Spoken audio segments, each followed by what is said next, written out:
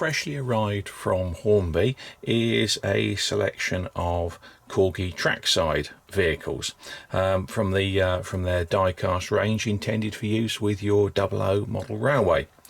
We've got 5 here. Let's have a quick look at each one of them in turn. Let's start with the smallest of the set, the Morris LD van. First thing that strikes me is that it's a cardboard box. There's no clear window here anymore. This is presumably part of Hornby's environmental drive, essentially, that once you get into the box, and I will say it's quite tight fitting, the box itself could go straight into the recycling bin because there's no plastic involved. There is a little bit of plastic to hold the model within the box, but it's as small as you can actually get away with. But anyway, environmental concerns aside, let's have a look at the model itself. What we've got here is a 1952 Morris LD van, 1-ton payload, and liveried up in Devon Central Publicity Department. So probably quite location specific if you're worried about these things. It's got a die-cast body, die-cast roof, plastic chassis, plastic wheels, which do of course rotate, so you can broom it along the carpet should you feel the need. It measures around 6 centimeters in length, and yeah, it's a very nice model. There is an interior. I think you can just see the interior in the through the windows there. So there is space to put a driver. The model is assembled with crosshead screws, so getting that driver in will be really easy. Just undo that screw, floor and interior falls out, and it's ready for the layout if you want to have somebody inside. Nice little model. Very attractive, and I say a really useful size for a early steam diesel era layout, sort of thing you could have quite a few of around the station yard area. Next up, we go bigger, and we have the Scammell Rigid 6 in post office department livery, or post office stores livery, strictly speaking. Again, cardboard box, no plastic window, only a little bit of plastic to retain the model within the box.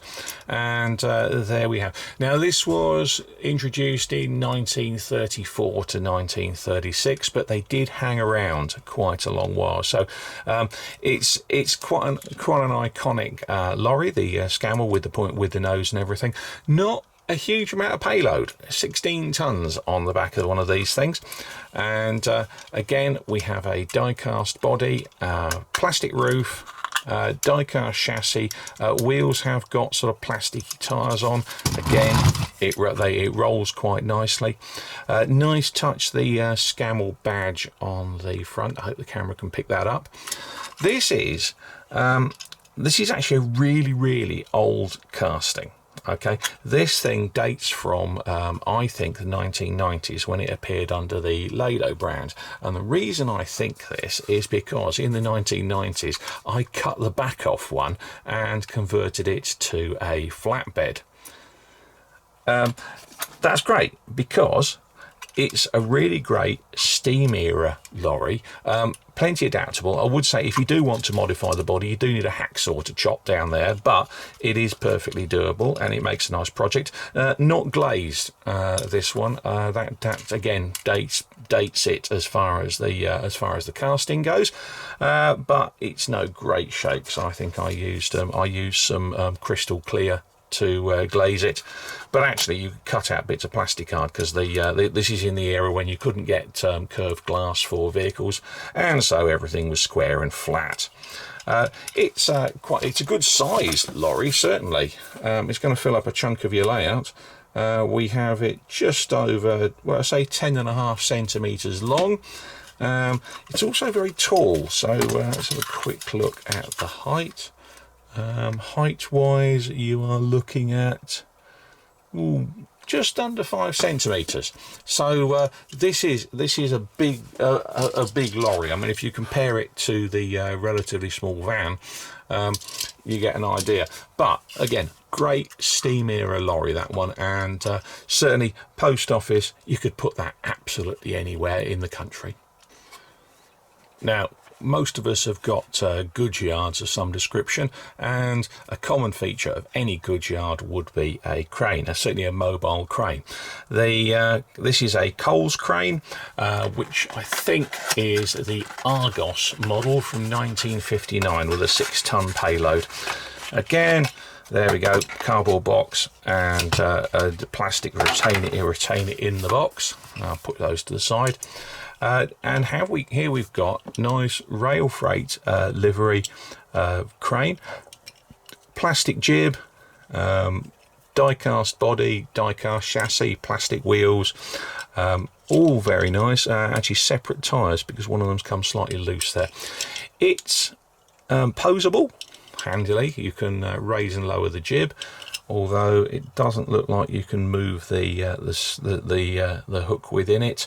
Hook is die cast, which is handy because it'll actually hang reasonably sensibly on the end of the jib. Small cabin there with nobody in it, but that's not a huge problem. I like this model. I like this a lot.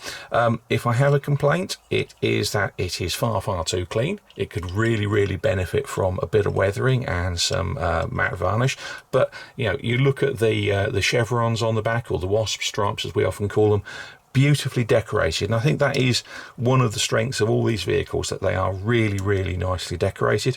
Some nice wheel detail there as well, so that'll show up nicely with the weathering. The jib is appears to be self-coloured plastic, so it's not quite the same yellow as the body, but again, dose of weathering will cure that. And this sort of 6-ton crane could be found in yards up and down the country. Now, perhaps not the yard where there's sort of one train a day, but any halfway decent yard, you need one of these. There's no ifs, no buts.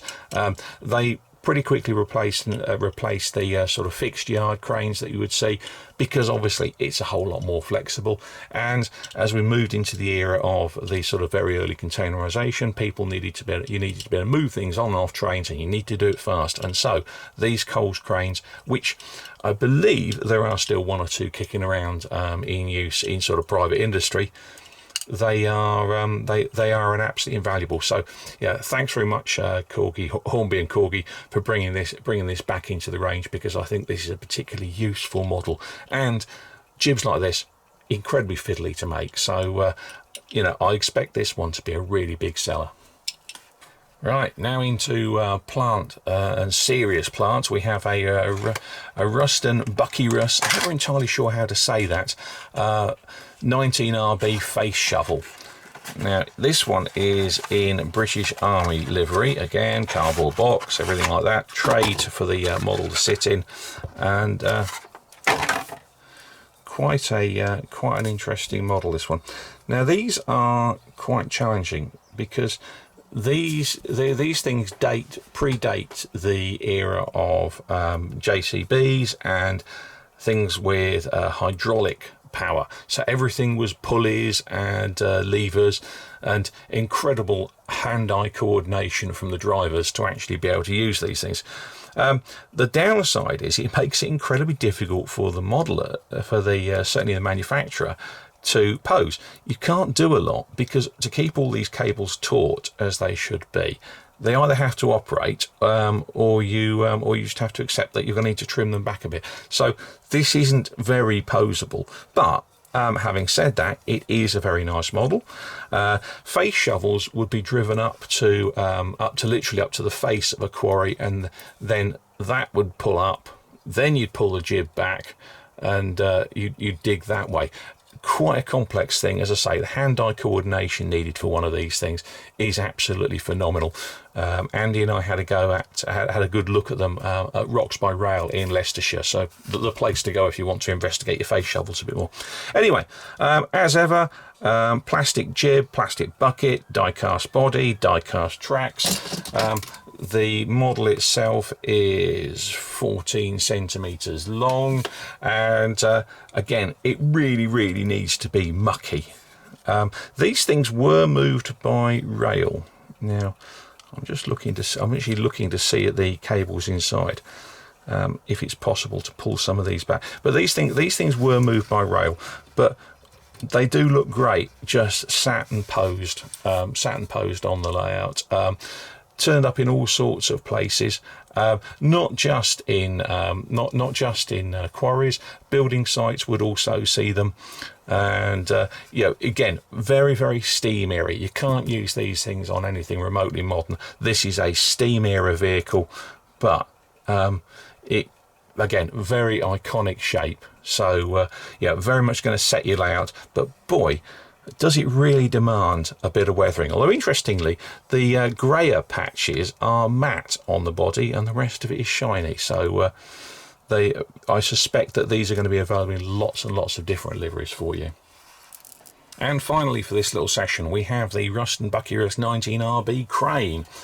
You've had the face shovel, but this is a different model slightly, and because we've got a crane, it's a big box. I should say, actually, I've not told you about the box. In terms of an unboxing, there's not actually that much to read. There's a safety information on the outside, there's details of what's in there, and there's pictures of the crane. Sorry, internet, if you're expecting me to squeal for 20 minutes reading everything on the box. I'm sure you're all perfectly capable of reading it yourselves. Right, this one probably has the most plastic in it of all the lot, because in fact, I'm going to need to get a knife. It's got the most plastic in it of all the lot, and it's also sellotaped together because it's probably the fiddliest and most fragile of the lot of the vehicles as well, with that great big jib.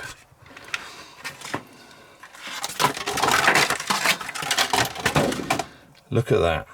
Now that is quite a vehicle. It is a whopping 23 centimeters long. Again, same cab as for the face shovel, and that makes sense because they were a widely available vehicle. Same die-cast top, same die-cast bits there, plastic jib, really quite a nice lattice work on that plastic jib, plastic wheels. This is going to be an interesting one to pose, because obviously the moment you put the jib up, all the cables go a bit dangly. I think there's a bit of work to do. Now, a lot of these things, they may well have been when they were sat at night, and bearing in mind that our layouts are largely stationary in the scenic end, they were actually sat with the jibs down like that to give the cables allow to relax. But yeah, at the end, I see that wheel rotates. I think there's going to be a bit of fiddling around trying to luft this, as they say, which is basically string all the bits in the right place.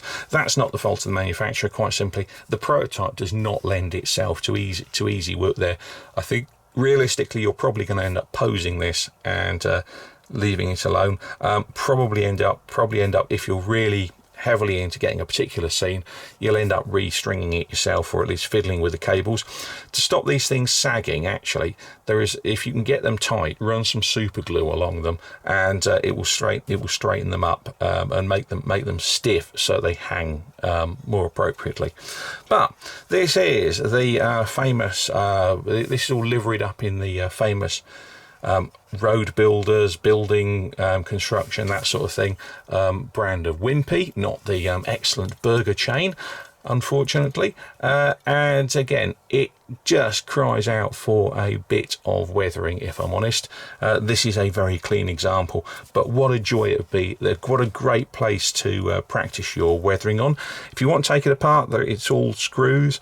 Very nice touch that there's so many screws involved, because it does mean that the modelers can get involved and fiddle with their models. These are not being sold as shiny collectibles that you'll sit on the shelf. These are very much being sold as something to enhance your layout. So, well, thank you very much, Hornby. That's all great. An excellent selection, and I shall probably end up doing a bit of work on some of these for BRM in the future, and I must admit I'm looking forward to it.